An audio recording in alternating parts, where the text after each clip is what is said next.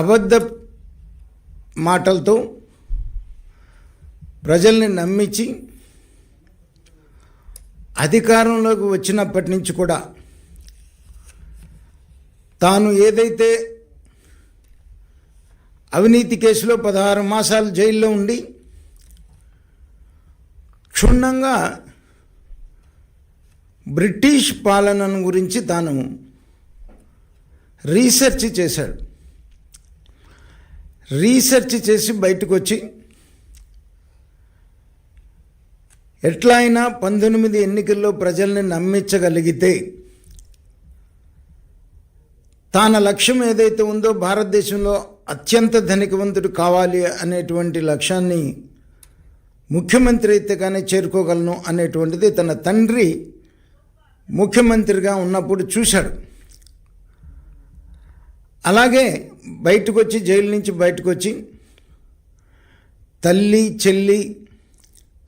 బాబాయ్ సపోర్టుతో రాష్ట్రంలో ప్రజలందరినీ కూడా నమ్మించి ఒక్క అవకాశం అని చెప్పేసి నమ్మించి అధికారంలోకి వచ్చినప్పటి నుంచి కూడా బ్రిటిష్ రూల్ని పూర్తిగా ఈ రాష్ట్రంలో అమలు చేయటం మొదలుపెట్టాడు. ఏ రకంగా అయితే బ్రిటిషర్స్ భారతదేశానికి వ్యాపారం పేరు మీద వచ్చి నమ్మించి తన సొంత సైన్యాన్ని పెట్టుకొని భారతదేశాన్ని రూల్ చేసి భారతీయుల్ని ఏ రకంగా హింసించి హత్యలు చేశారో అలాగే తాను కూడా నమ్మించి ఒక అవకాశమైన అధికారంలోకి వచ్చినప్పటి నుంచి కూడా ఆంధ్ర రాష్ట్ర సంపద మొత్తాన్ని కూడా ఏకీకృతం చేసి తాను ఒక్కడే వ్యాపారం చేసుకుంటూ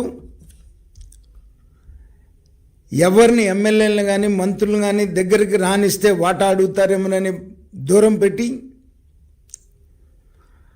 ఆఖరికి తల్లిని, చెల్లిని కూడా కంటనీరు పెట్టి ఆంధ్ర రాష్ట్రం నుంచి తరిమి ఈ రాష్ట్రం మొత్తాన్ని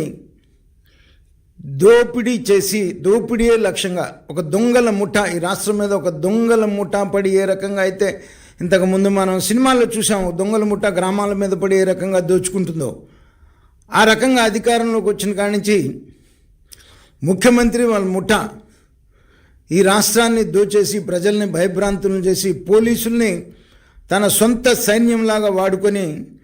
ఈ రాష్ట్రంలో ప్రశ్నించినటువంటి ప్రతిపక్ష నాయకులను మొత్తాన్ని కూడా జైళ్ళల్లో పెట్టి హింసించి ఆఖరికి సీనియర్ నాయకులను, రాజకీయ నాయకులను కూడా జైళ్ళల్లో కొట్టించినటువంటి పరిస్థితి. ఆఖరికి జాతీయ అధ్యక్షులు చంద్రబాబు నాయుడు గారిని కూడా అరెస్ట్ చేసి ఏ అభియోగం లేకుండా అక్రమ కేసులు పెట్టి 54 రోజులు జైల్లో ఉంచినటువంటి మాట మనం చూస్తూ ఉన్నాం.